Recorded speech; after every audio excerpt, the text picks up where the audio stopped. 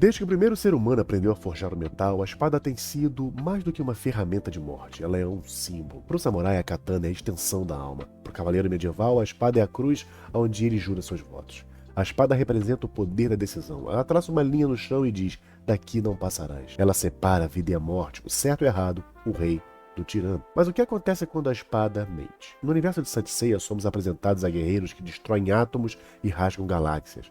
Mas entre os 12 dourados, existe um cuja habilidade não é uma explosão de energia, mas sim um corte cirúrgico. Shura de Capricórnio, o portador da Excalibur. Aquele que carrega o legado do rei Arthur em seus braços e a maldição de Judas em seu coração. Por décadas, Shura foi mal compreendido, visto apenas como o assassino de Aiolos, o algoz de Sagitário, o vilão da Casa de Capricórnio. Mas reduzir Shura a um simples antagonista é ignorar uma das construções psicológicas mais complexas da obra de Masami Kurumada.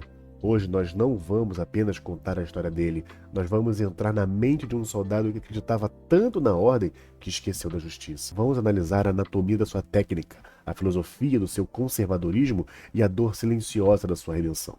Esse é o dossiê definitivo sobre Shura de Capricórnio. Depois da vinheta, vamos lá.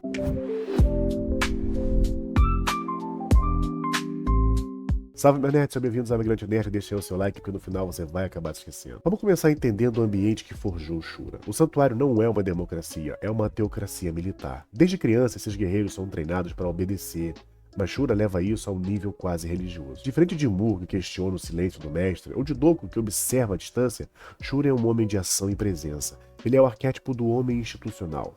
Sabe aquele tipo de pessoa que acredita que as regras existem por um motivo sagrado? Que sem a hierarquia a sociedade colapsaria em barbárie? Esse é Shura. Há uma nuance fascinante aqui. Shura não serve a saga porque Saga é maligno.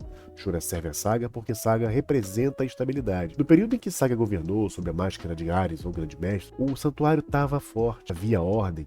Os cavaleiros eram temidos. Para um pragmático como Shura, os fins justificam os meios. Ele adota a filosofia política muito próxima ao absolutismo de Thomas Hobbes, o Leviatã.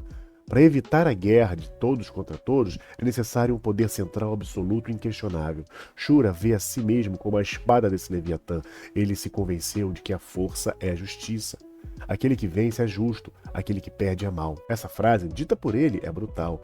Ela remove toda a moralidade da equação e deixa apenas a biologia, a sobrevivência do mais apto. Mas, ironicamente, essa crença era uma armadura, uma proteção psicológica. Porque, no fundo, Shura precisava acreditar nisso. Se a força não fosse justiça, então o que ele fez com Aioros seria imperdoável, e ele não poderia viver com essa culpa. Vamos dissecar o momento mais polêmico da sua vida, a caçada.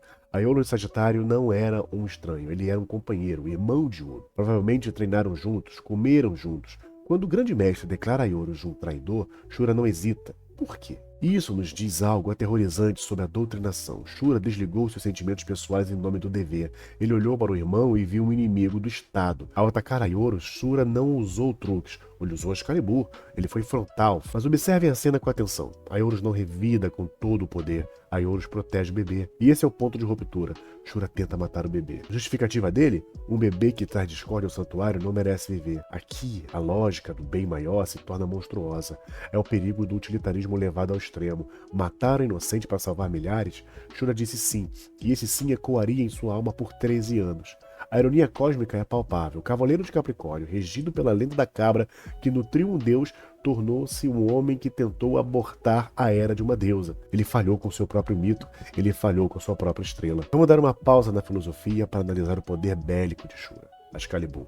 No universo dos Cavaleiros do Zodíaco, a maioria dos golpes são projeções de cosmo. Rajada, explosões, congelamento, a Excalibur é diferente. Ela é uma modificação corporal através do cosmo.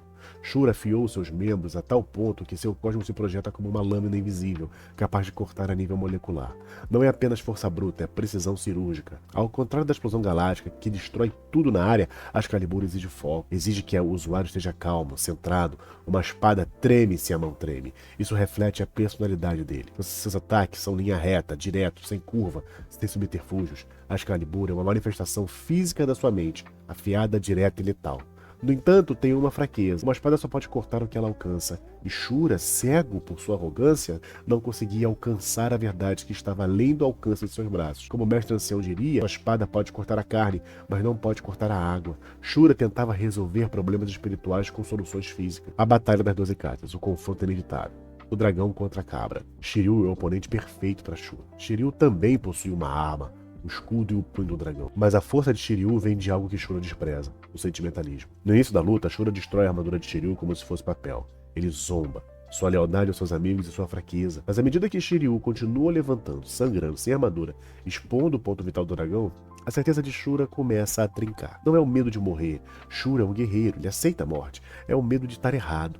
Quando Shiryu decide usar o último dragão, uma técnica suicida, Shura encara o abismo. Ele vê um fraco, um cavaleiro de bronze, superando um forte, um cavaleiro de ouro, puramente pela força moral. Isso destrói a equação de Shura, força igual justiça. Se Shiryu é mais fraco fisicamente, mas está vencendo espiritualmente, então a justiça não reside na força, a justiça reside na causa. Nesse momento a venda cai, a estátua de Atena que ele via todos os dias no pátio não era apenas pedra, era um lembrete do que ele deveria ter protegido. Eles sobem. A velocidade da luz é superada, a atmosfera queima. Shura sabe que vai morrer, mas nesses últimos milésimos de segundo ocorre a transformação mais rápida e profunda de um personagem na série. O arrependimento de Shura não é verbalizado em um longo discurso de desculpas, ele é prático. Ele percebe que Aioru estava certo, que aquele bebê era Atena e que ele, Shura, foi o vilão da própria história por 13 anos. O peso dessa constatação quebraria qualquer homem, mas Shura usa esse peso para o último ato heróico. Ele usa o manto, literalmente. Ele veste seu inimigo com sua própria pele de ouro. Você não deve morrer, Shiryu. Você tem a verdadeira coragem. Ao chutar Shiryu de volta para a Terra, Shura não está apenas salvando o garoto, ele está salvando o futuro. Ele está garantindo que a Excalibur continue a existir, mas agora nas mãos de alguém digno. Shura morre sozinho, no frio do espaço, sem glória, sem enterro, mas ele morre livre. Livre da mentira do grande mestre, livre da sua própria cegueira. Muitos acham que a história termina ali, mas a verdadeira prova de fogo de lealdade de Shura acontece após a morte. Quando Hades oferece uma nova vida em troca da cabeça de Atena, Shura aceita. Saga Kano de Shura, a tríade das lamentações. Por que aceitar ser um traidor de novo? Porque agora Shura entende o que é o sacrifício supremo. Antes ele sacrificava os outros pela ordem, agora ele sacrifica a si mesmo pela deusa. Ele aceita ser odiado pelos antigos companheiros, ele aceita ser chamado de cão do inferno, ele aceita manchar o seu nome na história para sempre. Tudo isso para entregar a armadura de Atena Saori. Tudo isso para dar a ela uma chance de vitória. Há uma cena devastadora onde Shura perde seus sentidos, visão e audição, devido aos ataques de Shaka, mas ele continua avançando. Ele usa Excalibur quase cegamente, não por ódio, mas por um dever desesperado. Aquela lágrima de sangue que escorre no rosto não é de medo, é a dor de ter que levantar a mão contra seus amigos para poder salvá-los. É um paradoxo do Marte. Para quem quer ir além do anime clássico, o mangá Episódio G nos dá uma camada extra bem legal. Lá vemos Shura jovem, que na verdade questiona o grande mestre, mas foi dobrado psicologicamente. Vemos a manipulação mental de Saga, o Satã Imperial, atuando para suprimir as dúvidas de Shura. Isso torna a versão clássica ainda mais trágica, ele foi condicionado a ser cego. Já em Soul of Gold, vemos um Shura em busca de redenção ativa. Ele luta ao lado de Aioria. A tensão entre eles é palpável. Shura protege Aioria diversas vezes como se dissesse: eu não pude salvar seu irmão, mas não deixarei você cair. É a jornada de um homem tentando pagar uma dívida impagável. E é belo ver que no final, Aioria perdoa. A Excalibur finalmente corta os laços de rancor. Shura de Capricórnio não é um cavaleiro mais forte, não é o mais sábio, mas ele é talvez o mais humano. Ele representa a falibilidade das nossas crenças. Ele nos mostra que podemos passar a vida inteira dedicados a uma causa apenas para descobrir que estávamos do lado errado da história. Mas o que define Shura não é o erro, é a correção, é a capacidade de olhar para o próprio legado, ver a falha e ter coragem de cortá-lo, mesmo que isso custe a vida. A lealdade de Shura a Atena não estava nas palavras vazias que ele dizia ao grande mestre. A sua lealdade estava no seu último gesto, no vácuo do espaço, entregando o futuro nas mãos de um garoto que aprendeu a respeitar. Hoje, a Excalibur vive nos braços de Shiryu, mas o espírito de Shura vive na memória de cada fã que entende que a verdadeira honra não é cair, mas se levantar para corrigir o erro.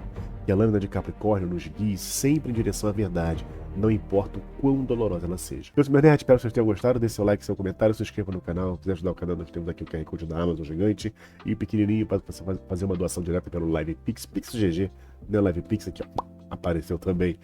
E qualquer forma de você ajudar vai garantir que esse trabalho continue, beleza? Espero você no próximo vídeo. Forte abraço.